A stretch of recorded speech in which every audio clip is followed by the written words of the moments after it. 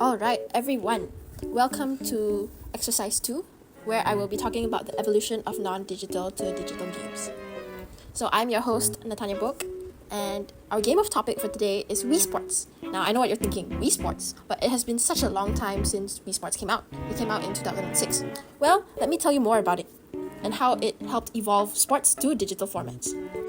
So for centuries, traditional sports has always been enjoyed as physical games. These sports were not only physical exercises where people can compete, collaborate, and celebrate together, but they're also social events. So they helped provide structured rules and objectives and a form of organized play that helped participants' physical and mental capabilities grow and also test their stamina.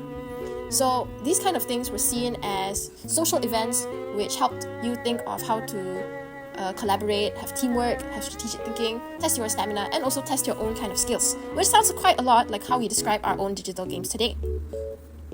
Now, originally, the earliest digital sports game was actually Pong, which was supposed to be a demo created by Atari in 1972, and it was known as the first game that became a hit worldwide based off of a sport, which is what we know as table tennis.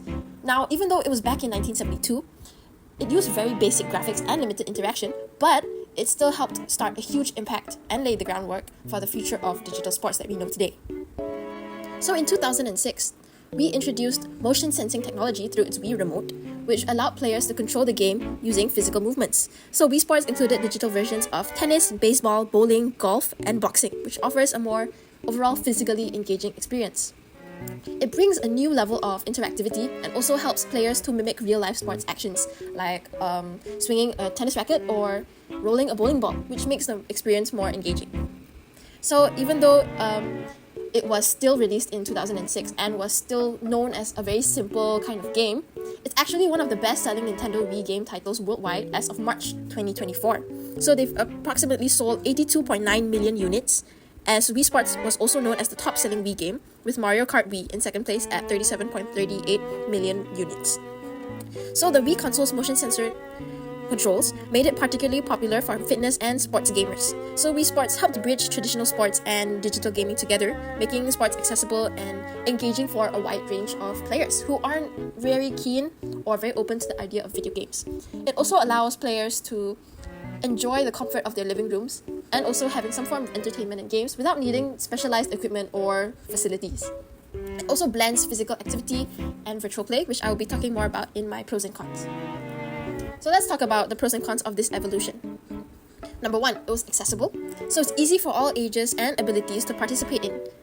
Like what I mentioned earlier, there's also convenience where you are able to play from your home or from your friend's house or anywhere you want it to be without any other specialized facilities. There's also a lot of social interaction that can go on, as there is an online and also local multiplayer options. So you can play with your friends, can play with strangers, can play with anybody around the world.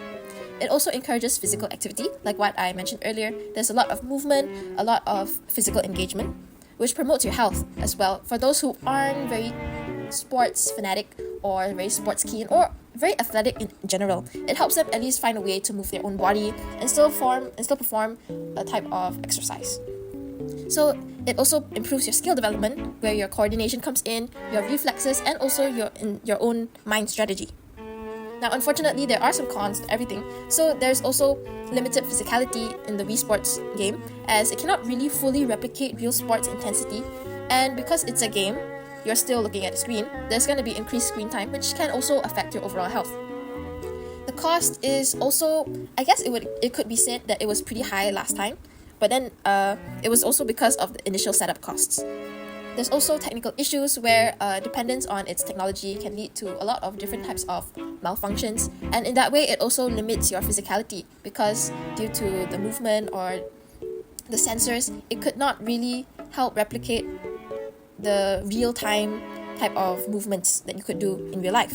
There's also isolation, because I feel like even though you can have a lot of social interaction with other multiplayers, if you play it alone, it's actually very easy to be secluded and be socially isolated from everybody else if you really, really get into it, which happens to a lot of people nowadays as well, who are very addicted to games and they just like stay in the room, play games just by themselves, and it makes them kind of like a shut-in. Yeah. So lastly, I'm going to talk about Wii Sports Resort. So actually, it was released in 2009, 3 years after the Wii Sports was originally released, and it came with an enhanced motion control experience with the Wii Motion Plus accessory, which is a new type of hand remote which helps with the motion sensing.